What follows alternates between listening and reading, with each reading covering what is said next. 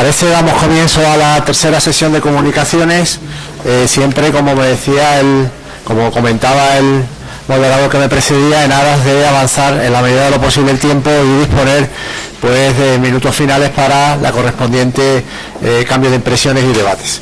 Bueno, y lo hacemos en primer lugar con Joaquín Fernández Sales, de la Universidad de Cádiz, que nos va a hablar sobre ciudadanía y gobierno representativo de las provincias en la Constitución de Chile de 1828, un legado de la Constitución de 1812. Tiene la palabra. Bien, muchas gracias, sobre todo a los organizadores, por la oportunidad de presentar aquí esta comunicación. Voy a contribuir a recuperar el tiempo, de manera que en 10 minutos pienso darle el resumen de nuestra aportación, que tendrán luego publicado, y algo más de detenimiento ustedes podrán leer.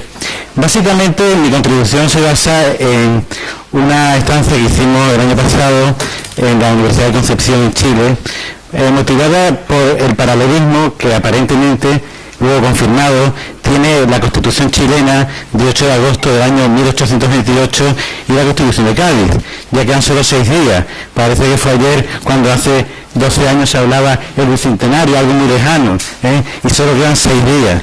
Quedan muchas cosas por hacer. Vemos ahí el parador a medio terminar, los andamios en el monumento de las Cortes, bueno, muchas promesas incumplidas, pero la universidad sí ha cumplido sus deberes y las investigaciones pues han sido muy prolíficas, y entre todas las universidades iberoamericanas, muchas de las cuales han celebrado su bicentenario, porque no hay solo un bicentenario, hay muchos. En el caso de la Constitución de Cádiz ha dado lugar a un salto cualitativo en su investigación. Y en resumen voy a dar tres líneas generales de lo que supone la Constitución de Cádiz y su influencia en la Constitución chilena de 8 de agosto de 1828. En primer lugar, por el autor que lo inspiró. Esta Constitución chilena está muy influenciada por quien ha sido considerado su padre, que es José Joaquín de Mora, un gaditano.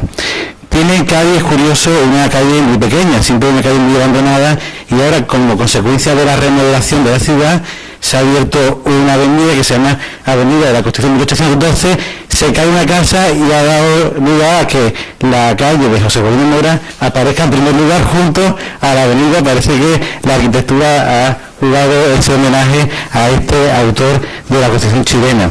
José Joaquín de Mora fue autor de esta Constitución, creó y fundó el diario El Mercurio de Chile, que es una referencia al periodismo, y luego en Bolivia, en Argentina, en muchos países fundó universidades, seminarios.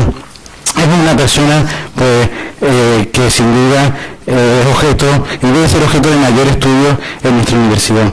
En segundo lugar, la Constitución chilena pues ofrece esa mezcla de inspiraciones que tiene la Constitución gaditana. Tiene algo de francesa, tiene algo de inglesa, tiene influencia norteamericana, pero sobre todo bebe de las leyes tradicionales españolas. Y esa combinación, quizá un poco más influida por el federalismo norteamericano en el caso de la chilena, pues está presente en las dos y se reconoce en cada capítulo, en cada artículo. Y en tercer lugar, y claro, con carácter mucho más importante, nos tenemos que referir a lo que son los contenidos paralelos. Hay preceptos que son idénticos, que son copias. Si nosotros nos referimos al artículo 1 y al artículo 2 de la Constitución gaditana, pues es el artículo 1 de la chilena. Si hablamos del artículo 2 de la 3 de la chilena, es el 12 de la española.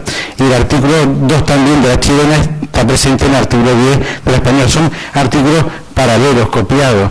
Pero entre ellos nosotros tenemos que destacar tres conceptos básicos. En primer lugar, el de forma de gobierno y forma de representación, porque la Constitución chilena nos dice, como la de Cádiz, que el sistema representativo es la base de nuestra organización social y es la combinación más prudente que los hombres han imaginado para mantener el orden social. En esto se trata de dar una solución idéntica al problema del cambio de la titularidad de la soberanía, pasar de la soberanía real, en los dos casos, a una soberanía nacional. La burguesía está detrás de las dos constituciones. Y sobre todo está detrás lo que es el concepto de gobierno.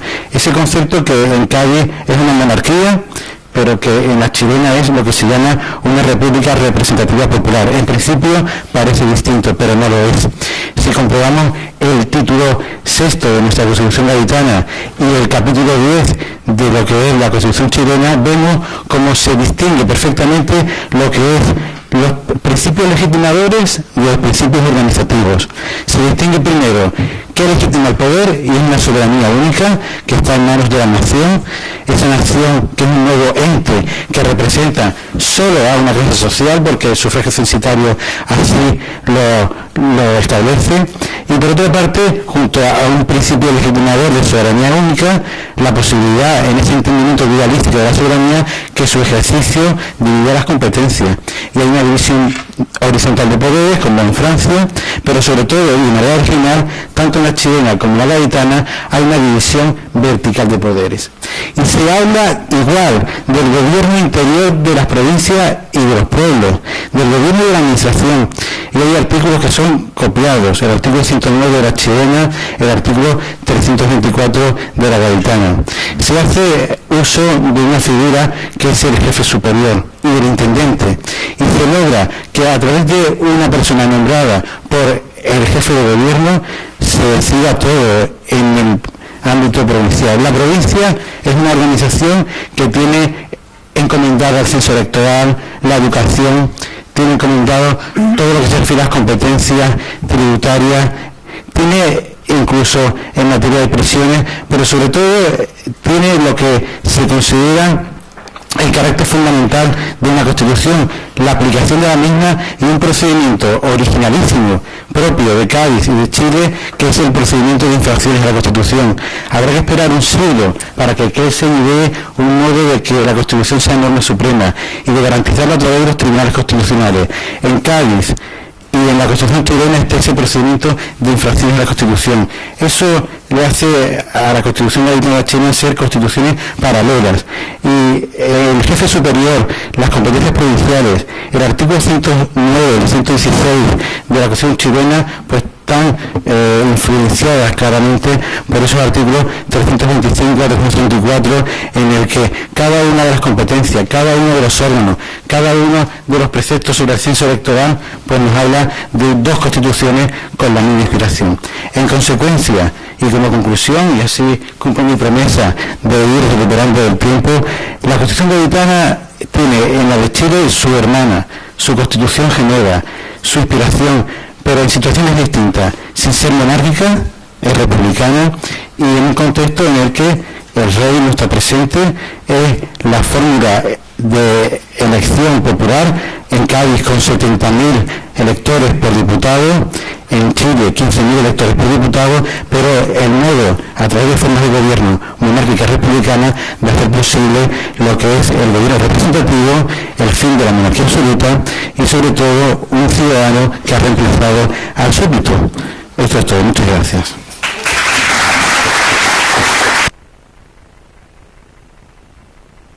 Bien, muchas gracias a Joaquín Fernández Hales por haber cumplido su promesa de rapidez, pero también a su vez de síntesis y de intensidad comparativa de los dos textos constitucionales. Bueno, damos paso al siguiente comunicante, que es Javier Iglesias Berzosa, de la Universidad de Burgos, que nos va a hablar de las juntas provinciales a las diputaciones provinciales. En el caso de Burgos, abril de 1812, septiembre de 1813.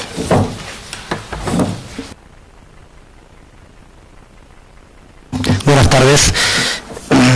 La comunicación que les voy a presentar tiene que ver con una parte del territorio peninsular español y sobre todo con un tema bastante candente en la actualidad, 200 años más tarde, y es el tema de la administración territorial basado en las diputaciones provinciales.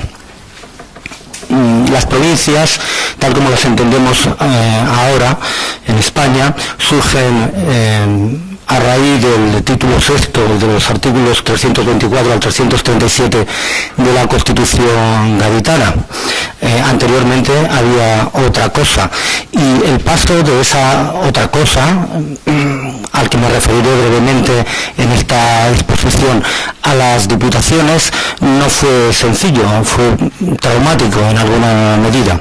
También me voy a referir a que no solamente hubo un cambio en las estructuras organizativas del Estado, también hubo un cambio en las mentalidades, y en esta parte de España, en la provincia, en la intendencia, mejor dicho, de Burgos, porque vamos a ver que son tres provincias, o casi tres provincias actuales, Burgos, Santander y una parte de La Rioja, pues hay un elemento reaccionario muy fuerte, simbolizado básicamente por el estamento clerical.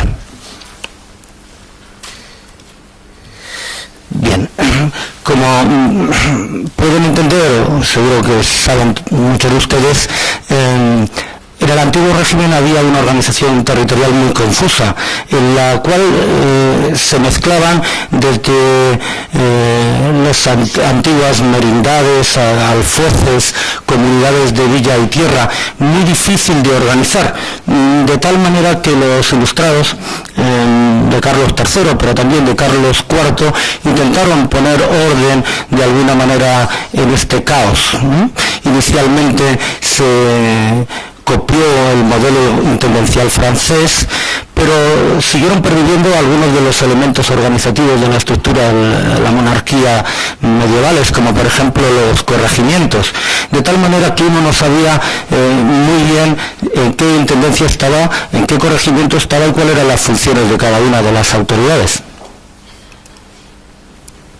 En este plano pueden ver ustedes cómo las intendencias en la corona de Castilla pues las había de todo tipo y tamaño. Yo me voy a referir a la burgalesa, que como os he explicado antes, tiene una parte de la actual provincia de Santander y una importante parte de la actual provincia de La Rioja.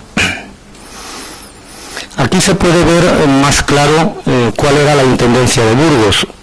Hablo de la intendencia de Burgos porque era el intendente el que tenía la autoridad en materia económica, en materia hacendística y fiscal, en materia política y en materia policial. Salvo un periodo de tiempo que esto fue delegado a los corregidores, el intendente era la gran autoridad. Sin embargo, como pueden ver ustedes, también había algunos importantes corregimientos que tenían tanta extensión como algunas provincias actuales.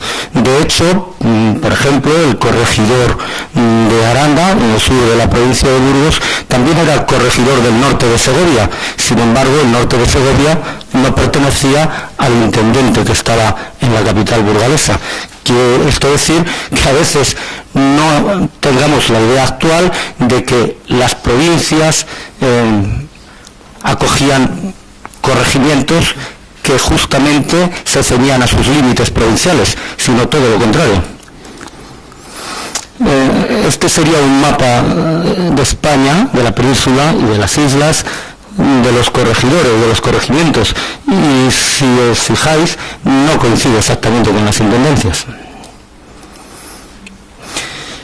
¿Por qué Burgos? Bueno, no lo he puesto aquí, porque Burgos, en principio porque yo vivo y trabajo allí, pero bueno, lo he puesto de una manera más políticamente correcto. Era una extensión enorme, 21.000 kilómetros cuadrados, estuvo permanentemente ocupado, por lo menos hasta 1812, se creó un elemento revolucionario que ha sido objeto de estudio por el profesor Molinar, por ejemplo, pero por algunos otros profesores, y que yo creo que todavía daría mucho más de sí, que son las juntas insurreccionales durante la Guerra de la Independencia. También porque veo que voy a tener que acelerar, también por un motivo que yo creo que es fundamental en este caso. 4 de los miembros de esta junta insurreccional fueron ajusticiados por los franceses el 2 de abril de 1812 y las Cortes de Cádiz los declararon beneméritos de la patria, un calificativo del que gozaron muy pocos de los líderes militares o guerrilleros o políticos de este periodo. Es decir, que la Junta Superior de Burgos fue una junta muy activa y que tuvo sus clérigos mártires, porque como vamos a ver, la mayor parte de ellos eran clérigos. Esto significa que en un mapa anterior en el que vemos que las intendencias eran un sistema de organización territorial, van a surgir espontáneamente unos elementos que van a ser novedosos, que van a ser las juntas provinciales. La Junta de Burgos es una de ellas, pero va a haber otras, por ejemplo la Junta de Santander, o por ejemplo una junta más local que se llamaba la Junta de Moneo o de Iberia, que era una junta en torno a una comarca que se llama Merindades de Castilla la Vieja.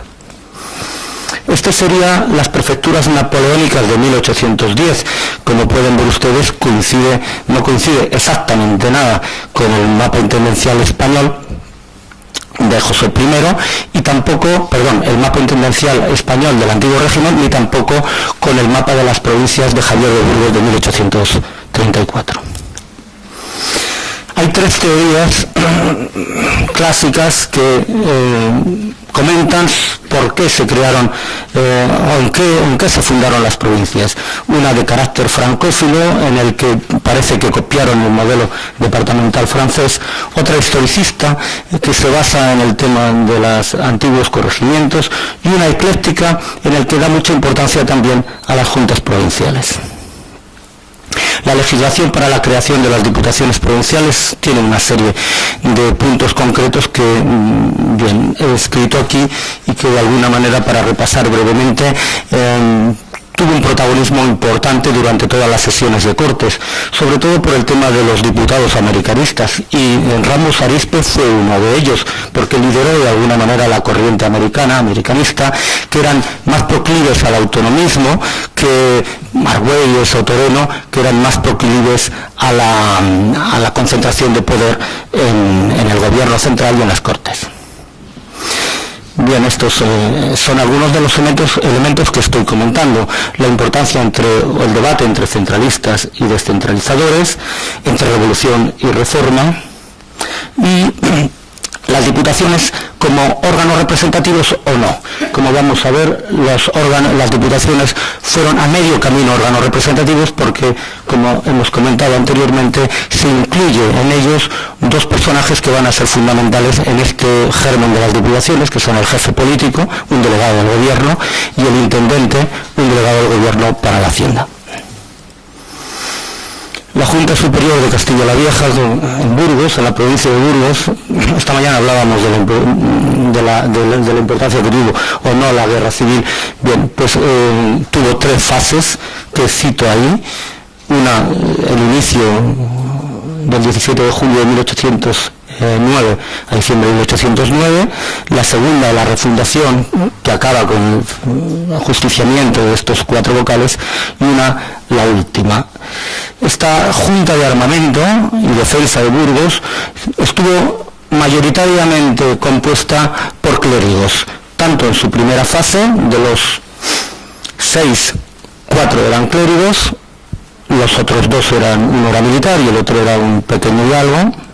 En su segunda etapa, de los 7, 5 eran clérigos.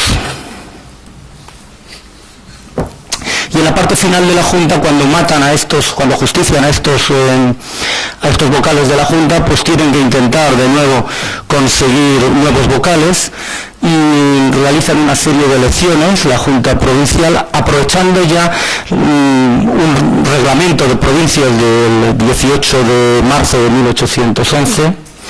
Esa casita es donde se eligió al vocal de la Junta de Aranda de Duero, que es en un pueblo de la provincia del norte de Segovia, cuando todavía la zona estaba ocupada, se llama Esteban Vela. De tal manera que se crea una junta a mediados de 1812, cuando ya se habían decretado las provincias. Una junta a la que ya nadie quiere asistir y en la que quedan solamente los vocales clérigos, que van a ser los vocales más reaccionarios. Esta es la composición de esta parte final de la Junta. Muchos son contrarreformistas, antiliberales y partidarios de las corrientes de algunos escritores filósofos rancios, ¿no?, como anti-inquisitoriales, en fin, Alvarado, por ejemplo, y otros que empiezan a ser contestatarios a la corriente constitucional. Otra parte importante que voy a pasar muy rápidamente son los conflictos territoriales. Uno de los conflictos más fuertes fue con Santander, que había creado su propia junta, que pretendió también traer sus propios diputados aquí a Cádiz, los trajo, pero las Cortes de Cádiz no validaron sus actas, y que también van a intentar crear su propia diputación provincial. Esto fue, por lo tanto, un elemento crisis y de discordias entre las distintas juntas en un territorio, ya os he dicho, enormemente extenso. Para que vean las circunscripciones a las que me estoy refiriendo, estas son las que estaban influidas por Santander. Santander sería la antigua provincia de las Asturias de Santillán, la zona de las 4 villas, que es la parte del norte más grande, Santander y el Bastón de Laredo. Una zona que es la de la izquierda de abajo, la zona oriental, suroccidental, que es la comarca de Liébana, que nunca quiso nada con los de Santander, sino con los de Burgos, a pesar de que estaban muy lejos. La zona suroriental, que son esas dos otras comarcas, actualmente pertenecen al norte de Burgos, son la zona de Medina de Pomar y de Villarcayo, es decir, la zona de Valle de Mena, y la zona de abajo es la de Miranda de Ebro. Estas son 4 de las... Estas son 4 de las circunscripciones, aquí hay otras, Castrojerí, Belorado, en fin. Todas las circunscripciones eran partidos comarcales, eran comarcas que ahora han ido desapareciendo, porque estos territorios que geográficamente estaban muy articulados han perdido este tipo de articulación. En concreto, Castrojerí, Villadiego, Candemuño, que es la zona de Lerma, Aranda, Burgos, Juarros y Bureba. Entre todas estas comarcas elegían a 27 delegados que van a elegir en las primeras Cortes Generales 9 diputados. También había un partido en La Rioja, que es el de Santo Domingo de la Calzada. En concreto van a elegir a estos 9 diputados, la mayor parte burgaleses, porque los de Santander decidieron no participar. Y por lo tanto no fueron a las reuniones, a las juntas de partido, y tampoco fueron a la Junta Provincial. Lo que sí que hicieron fue denunciarlo en las Cortes y por algunos motivos de instrucción, de procedimiento, consiguieron anular las actas. Y ninguno de estos diputados, de estos 9 diputados, por las provincias, es decir, por la provincia, no por otros elementos, ninguno de estos llegó a formar parte de la Diputación, de las Cortes de Cádiz de 1810 a 1812. 15 días más tarde, el jefe político, que por cierto no era ni de Santander ni de Burgos, sino de un pueblecito que ahora es Santander, que se llama Reynosa, que pertenecía entonces a la provincia de Valencia, consiguió organizar llevó a cabo las nuevas Cortes, que fueron las Cortes Ordinarias de 1813 a 1814. De todos estos diputados, que en concreto eran 7, había 2 de La Rioja, 2 de Santander y 3 de Burgos. Estos sí llegaron a tomar sus escaños, pero para que veáis que aunque ninguno formaba parte de la antigua Junta, esta Junta revolucionaria de la Guerra de la Independencia, lo más curioso de todo es que no eran revolucionarios y no eran tampoco liberales, ni siquiera estos.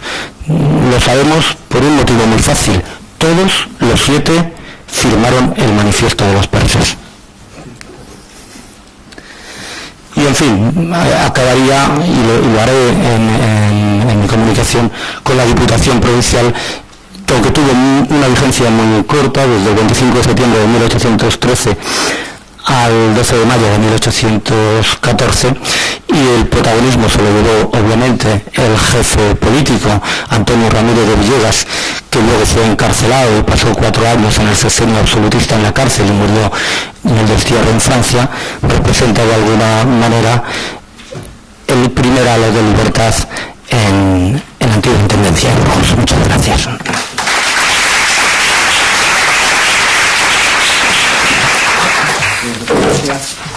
A Javier Iglesias Berzosa por su adelanto a lo que es un poco el ámbito territorial y administrativo de Burgos.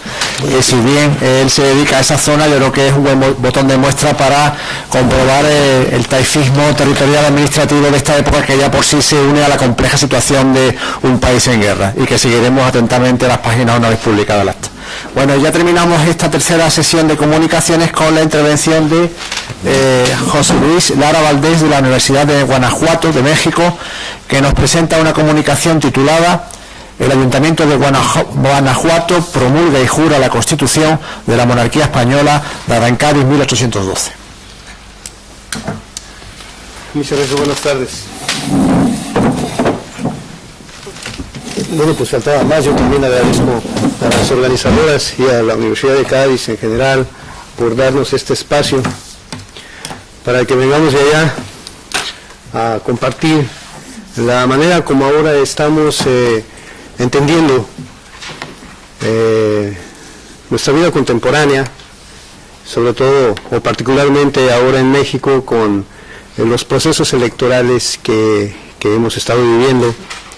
Parece que cada año no faltan estas circunstancias en mi país. Pero y además porque ha habido otros estudiosos antes que nos han llamado mucho la atención sobre la necesidad de validar esta trayectoria de las diputaciones en Cádiz, contra lo que también se ha dicho de que no sirvió de nada, que no tuvo vigencia. Particularmente este es el último punto que estoy abordando ahora. Yo soy cronista de la División de Derecho, Política y Gobierno, soy historiador y tengo un seminario de Historia de Derecho Constitucional en México. Ahí es donde nos hemos puesto a pensar que sí sirvió de mucho, que sí nos ha dado algo que está en construcción y que es la cultura política electoral y también, claro, la importancia que para nuestra región tuvo, por un lado, estos procesos, esta necesidad de distinguir la igualdad de todos los habitantes de ambas Españas, la atlántica y la peninsular, así como darles el derecho a organizarse en ayuntamientos para que surgieran las elecciones o los diputados electos que pudieran incorporarse a las Cortes Generales y Extraordinarias convocadas. Pero y todo esto estaba sucediendo a la vez de una guerra o revolución. Para algunos autores es una revolución, para otros solamente es una insurrección muy notable, muy cruenta, que tiene lugar ahí en ese territorio del actual estado de Guanajuato, que ya para entonces había sido conformado a partir de 4 alcaldías que se originan en el siglo XVI con la colonización novohispana y con el régimen de intendencias, de manera que todavía no hemos entendido por qué José de Gálvez decidió que esta fuera la Intendencia Mayor de Guanajuato. Para completar, diré que casi es el mismo territorio del actual estado de Guanajuato, donde está mi universidad y de donde yo provengo. Veremos algunos mapas de la colección de este último virrey de la Nueva España, que lo había sido de Cuba, y a él le tocó precisamente promulgar y la Constitución de Cádiz, estando de virrey en Cuba Juan Ruiz de Apodaca, pero luego lo pasan a la Nueva España y le toca retirar de circulación la misma Constitución de Cádiz, y al final de su trayectoria pues también tiene que ver mucho su regreso a la península, porque vuelve a estar en vigencia la Constitución. Pero esas son historias aparte que seguro a ustedes les podrán interesar más estando aquí. Esta es una cartografía que él manda a hacer para tener mejor en consideración lo que está sucediendo. Y también, como ya se ha dicho aquí, el nombramiento de intendencias va a ser sustituido por el de provincias, y estas son entonces al centro de la provincia de Guanajuato, con su emblema más significativo, que es la Santa Fe, a partir de la colonización y la conquista de América, la Santa Fe que hizo posible todo aquello hasta lograrse el Imperio Español. Y por otro lado, la minería, las ricas minas de Guanajuato que tanta fortuna dieron a la región, a la Nueva España y a la España también. Esta provincia entonces rodeada de las otras, de Valladolid, de Guadalajara, de San Luis Potosí, de Querétaro, y que estaban configuradas con muy pocas ciudades. En Guanajuato solamente había dos, Salvatierra y la misma ciudad de Guanajuato. Las demás eran villas, villas de españoles, pero algo que está emergiendo apenas con importancia, los pueblos de indios, la gran cantidad de pueblos de indios que hubo, que también es una institución medieval. Burgos estaría celebrando 500 años de esta legislación ahora mismo en 2012, donde se van a ratificar estas formas de organización de los sometidos o de los vencidos o de los invadidos, y van a ser las congregaciones. Las congregaciones de indios es el recurso, por cierto, que estamos empezando a ver, todavía no a documentar ni a entender mejor, donde ya había sucedido algún procedimiento electoral para integrar a las propias autoridades, el gobernador de los indios. Por cierto, veía que Jaime traía como portada de uno de sus libros la elección de precisamente de los gobernadores de los pueblos de indios de Santiago Tlatelolco y de Santa María en la Ciudad de México. Sí, esa es una pintura muy afortunada porque está recogida en el momento que ahora se celebra. Ahí aparece Fernando VII el Deseado. Esto me sirve para dar pie a que en las repúblicas de indios Fernando VII efectivamente tuvo esa figura de ser un rey deseado en ausencia, y así se va a ver posteriormente en los procesos que se siguieron como infidentes, porque se fueron a la guerra los indios en la Nueva España por defender a Fernando VII.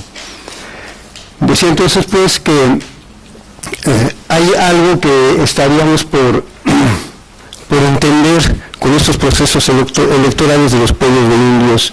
Mencionaré nombres que podrán resultar lejanos, como Yuriria, como Acámbaro, como Irapuato, como la Congregación de Nuestra Señora de los Dolores. Son pueblos de indios y donde precisamente surge en este último la guerra de independencia, como nos hemos acostumbrado a llamar.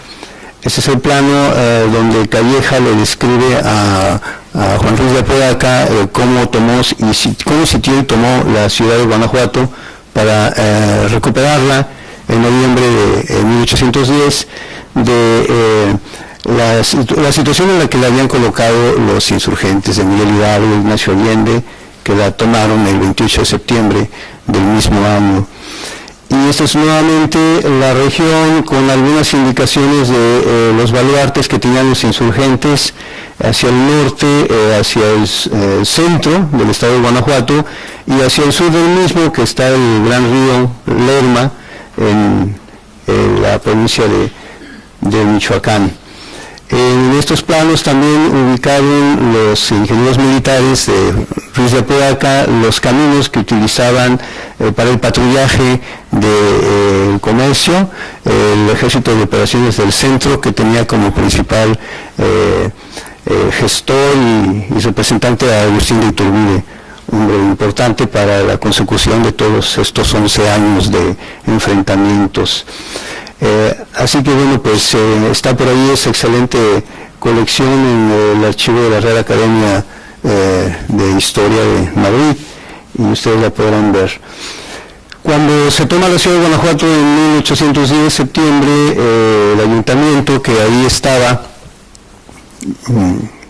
dentro de los procesos anteriores, que compraban la vara, que podían ser por herencia familiar o simplemente por negocio, los regidores, el alcalde o los alcaldes, tuvo que aceptar algunas condiciones que impusieron los insurgentes, pero bueno, pues curiosamente se va a hacer el mismo ayuntamiento que con las disposiciones de Cádiz se van a constituir sin proceso electoral.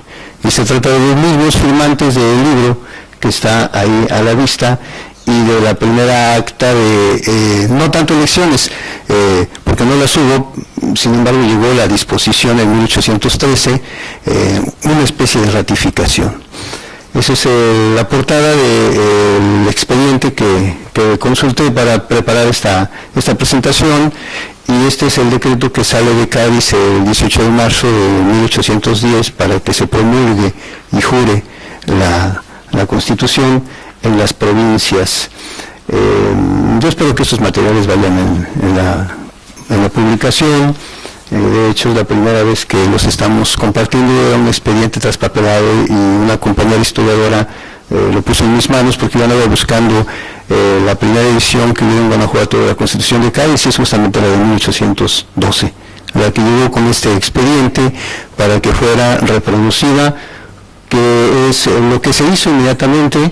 Se reprodujo y se envió a esas otras villas que mencioné, pero incluso se envió a los pueblos de indios, ya que eran importantes en su aportación económica a la hacienda real.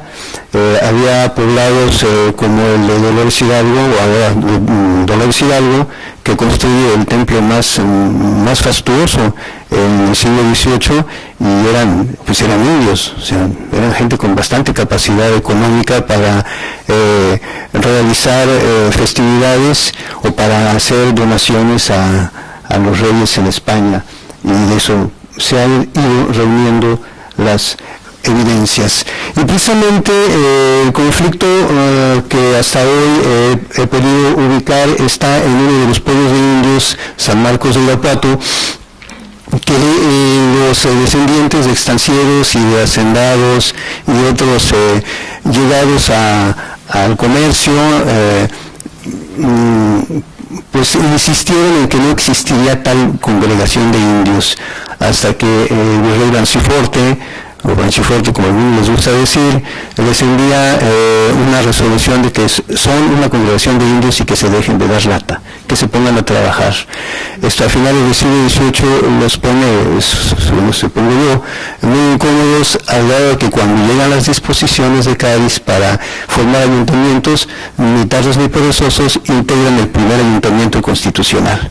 Ahí están las firmas de los regidores electos y del alcalde electos, esto sí, pero solamente por los ciudadanos, que era conveniente de esa manera hacer desaparecer al pueblo de indios.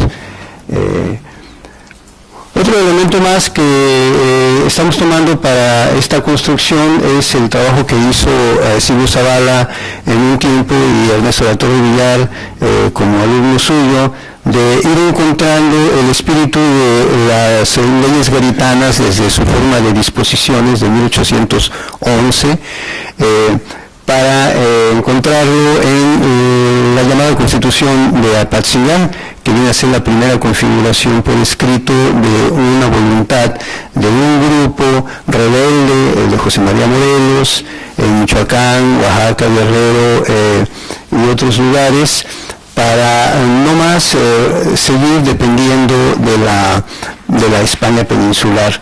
Haya o no caos, exista o no un monarca, es José María Morelos quien postula la noción de que América tiene que ser ya libre, y para eso están ahí recogidos algunos elementos, como lo muestra Ernesto de la Torre Villar, en las columnas extremas de la Constitución gaditana y de la Constitución de Apatzingán, y en medio nos muestra elementos de las constituciones francesas y norteamericanas, pues para corroborar lo que aquí ya se ha venido diciendo, que alguien inventó el mito de que nuestros antepasados en México copiamos a las constituciones de Virginia de Estados Unidos y a la francesa. En realidad estamos, según lo han encontrado, repito, Silvio Zavala y Ernesto de la Torre Villar, estamos siguiendo el espíritu ilustrado gaditano, que también, como Antonio Anino nos lo hizo ver en otros trabajos, pues es ilustrado español, antes de ser inspiración francesa.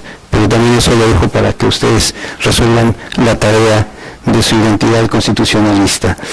Estas son entonces algunas de las líneas a seguir que podemos compartir mediante las comunicaciones. la creación de los ayuntamientos siguió al pie de la letra lo que se dispuso, aun cuando se declaró la independencia de la Nueva España. Cuando en 1920 Fernando VII decide que la Constitución de Cádiz es la vigente, entonces sí, los poderosos militares, el clero más poderoso y los comerciantes de la Nueva España dicen que no es conveniente continuar asociados a España, declaran la independencia porque sí les conviene, pero convocan a un congreso que precisamente pone sus ojos en la experiencia que ya hay. Esto me ha permitido postular una línea diferente a las que he venido manejando en la comunicación y que tiene que ver con el principio doctrinal del derecho. Es muy importante que a partir de ahora consideremos como asamblea que el derecho tiene justamente ese carácter de universalidad que surge en Cádiz, porque igual nos ilumina, usaré la metáfora, igual nos ilumina en América para constituir a nuestros estados independizados ya de España, como nos va a iluminar a ustedes para seguir permaneciendo con esa meta de finalmente llegar a ser lo que los constituyentes de Cádiz en 1811-1812 plantearon. O sea que la Constitución de Cádiz la podemos ver como la primera Constitución moderna, pero que tiene vigencia, porque gran parte de los artículos que están declarados, si ustedes los han recogido en esta agenda, en algunos países, ojalá y cada vez menos, siguen siendo una ilusión, una meta a alcanzar. En otros pues ya son un poco más la realidad. Cuando la significación de la República Mexicana sucedió a partir de la independencia, como esta alegoría que está en la Casa de Hidalgo, en Dolores Hidalgo, la América indígena liberada por Hidalgo y por Allende, pues noten ustedes que tiene sobre la cabeza el gorro frigio, que es el mayor símbolo que los mexicanos hemos entendido del liberalismo. Les repito, un liberalismo que cada vez damos con más elementos para distinguirlo. Uno es el francés, pero el nuestro, el de allá, fue el español ilustrado. Y también a la Constitución de 1857, los políticos mexicanos como José María Iglesias, como Benito Juárez, le van a asignar el emblema máximo de la patria, el águila, el gorro frigio, por el liberalismo que se propugnaba como expresión máxima de la nación. Pues yo puedo ustedes en este correo y en esta dirección electrónica hay algunos libros que pueden ustedes bajar en PDF. Uno de ellos que mañana voy a traer un CD para dejarlo aquí a la biblioteca de la Universidad de Cádiz, es Nuevas Interpretaciones de la Independencia de México, un trabajo que he coordinado con importantes historiadores de mi país. Mañana lo voy a dejar. Y muchas gracias.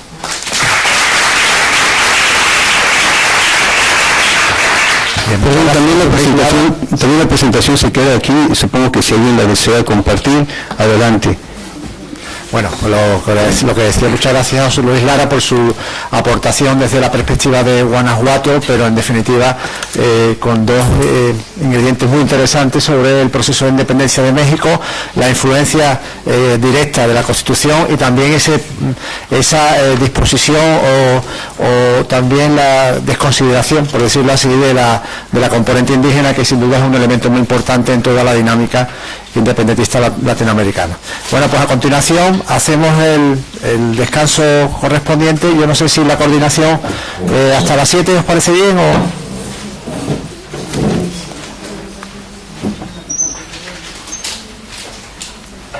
Sí, bueno, hasta las 7 por favor sean puntuales para que tengan el mejor funcionamiento posible la sesión de la tarde. Muchas gracias.